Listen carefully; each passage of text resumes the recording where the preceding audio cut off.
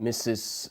Mary Chinere Hesse, the Chancellor of the University of Ghana, Professor Nana Aba Apia Amfo, the Vice-Chancellor of the University of Ghana, distinguished ladies and gentlemen, I'm pleased to join you through this video conference facility for this opening session of the 74th Annual New Year School and Conference.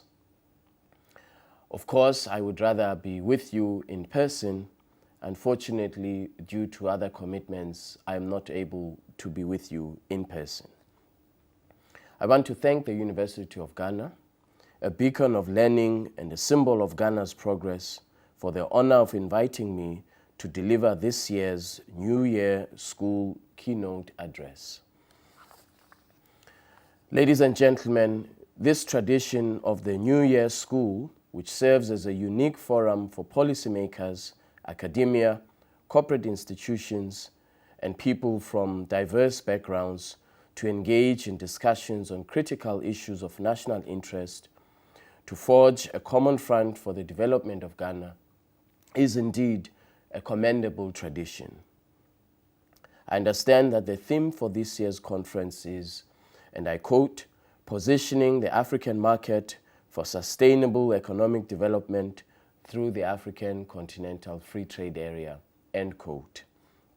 This theme is timely and appropriate given the momentum that we have developed in the implementation of the AfCFTA with the objective to catalyze Africa's economic transformation.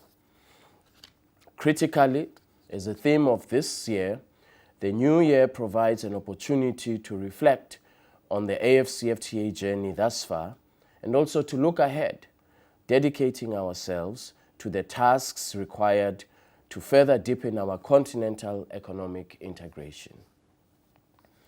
The dependence of Africa on trade with the outside world, with substantial concentration on the export of primary commodities, has made the continent particularly vulnerable to external macroeconomic shocks.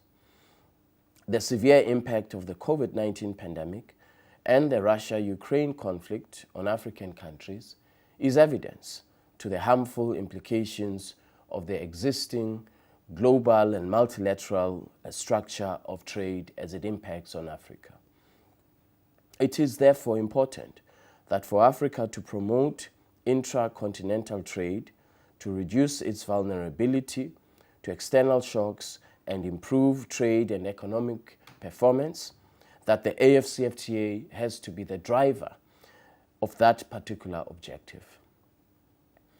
The trade dynamics for Africa are taking place in a continuously changing global environment, generating new challenges and opportunities for growth, acceleration, and poverty reduction. Some of these developments include the resurgence of protectionism, the rise of the Fourth Industrial Revolution, and of course, most recently, the COVID-19 pandemic and the Russia-Ukraine conflict. Given the relatively small size of our economies in Africa, Africa's countries' effective participation in the ever-evolving international trade environment remains central to boosting the continent's growth and development prospects.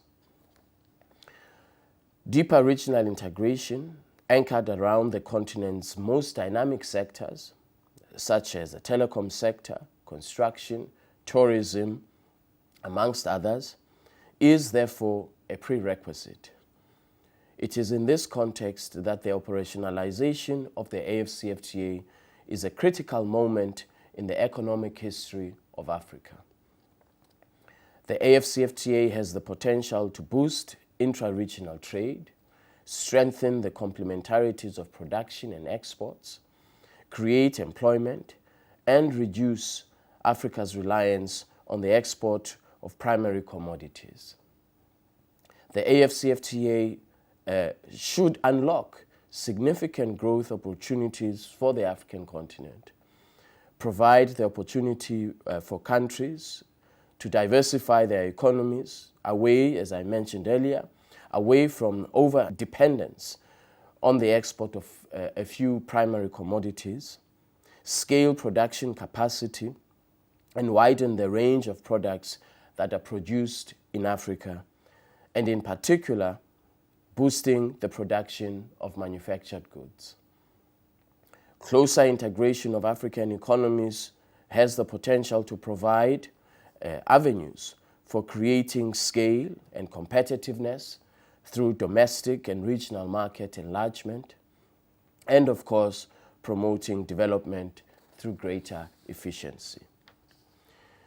Last year marked the second year of implementation of the AfCFTA.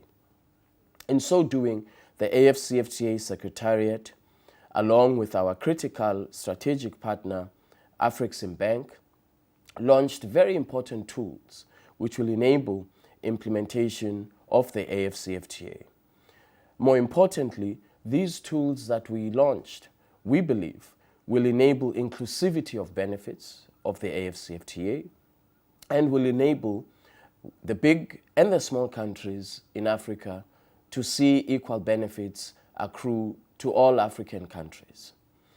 Let me take a moment to mention a few of these tools that we introduced.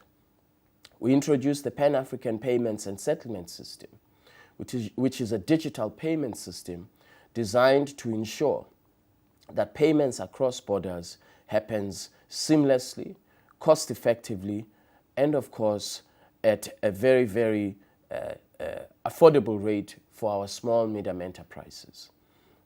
The second tool that we introduced is the AfCFTA Adjustment Fund, which is intended to ensure that as countries reduce their reduce their tariffs and the reliance on tariffs for revenue generation, that an alternative mechanism is introduced to assist these countries as they implement the AfCFTA. The AfCFTA Adjustment Fund will enable productive sector investment in country to ensure that countries and sectors within countries are able to export under the AfCFTA preferential regime. We believe that these tools and others that we will introduce in the course of this year will enable accelerated implementation of the AfCFTA and will position our small medium enterprises to benefit from this large market of 1.3 billion people with a combined GDP of 3.4 trillion United States dollars.